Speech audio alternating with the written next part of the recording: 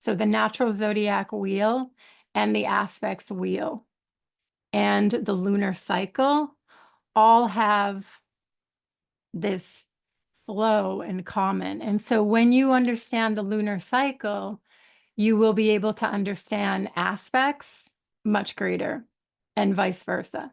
And so I know some of you are just getting started with the aspects. So we have the conjunctions, the oppositions, and the squares, right? And then we have the new moon, the full moon, and the first quarter moons. And then we also have you come to understand the stages of each phase. So we have the new phase conjunction, and we have the balsamic conjunction. So basically, there is a planet that has just started its connection with another planet, and now it's going to continue on, creating a full cycle. And so there we have the new phase conjunction. And then we have a planet that has come all the way around and is returning to the base planet. And before it returns, when it's just coming, so it's just a couple degrees away, let's say within 5 degrees, as closer it gets, it's in the balsamic. So there's the new phase conjunction, there's the balsamic conjunction. So this is what's called separating and applying. So we look at that. You can look at that. And the more you learn, you need to look at it like that. That the square, there is the applying and the separating square. So is it applying or is it separating? The opposition, is it applying? Is it separating? And then the energetic completely changes as far as understanding that what we're looking at is an evolutionary process through stages. So we get to see what stage.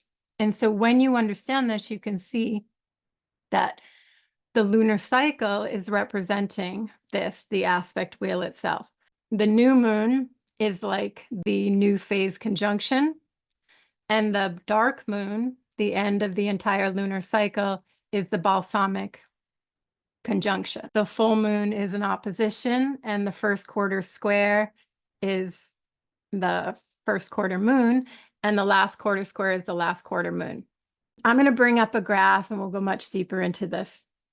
So you begin to see that there is such depth to the lunar cycle itself. And when you follow it, when you can understand it and align with the energetic of what's going on, it becomes this vehicle into your own depth. And that's what we really need to understand. It's like cycles are circular. So that's, when we understand that there is a beginning that we define and there is an end that we define, but cycles themselves are circular. So it's always essentially this spiral that is going on. The seed beginning always carries the end. And so we feel that. We feel that in a new moon. The new moon is fresh, new, powerful potential. But when you understand it, you can feel so powerfully that it is also carrying intense ending, intense culmination of energy. And that's right on the surface of being when we're feeling that, when we're in that new moon essence, or we're in a new phase conjunction if we're looking deeper into the chart and analyzing charts on this way. If you have a conjunction in your chart, if it's a new phase conjunction or if it's a balsamic conjunction, you can really feel into the energetic, because as we go further in this class, you'll learn or see even deeper the distinctions between the difference of basically the waxing and the waning energies. They are so different. So we have the first quarter moon twice, or we have the quarter moon twice. It's first quarter or it's last quarter. So the quarter moon, they are not the same, right? And that's what we begin to learn. No one new moon is ever the same. No full moon is ever the same, because we are in this ever evolving process that is constantly involved with different elements. And in the same way, so are we. So we are never the same day after day. We can experience ourselves like the same, but we actually are not. And that's how I have really learned to appreciate and move with the lunar cycle. I really get into a process, but also teaching about how the lunar cycle represents the hero's journey. It can start getting really intense potentially, or you can start feeling like you need to make a move or something needs to change. And we come to these critical masses. So this is what I've observed. Wherever we are in life, particularly the 4 major phases will bring us to these critical mass points.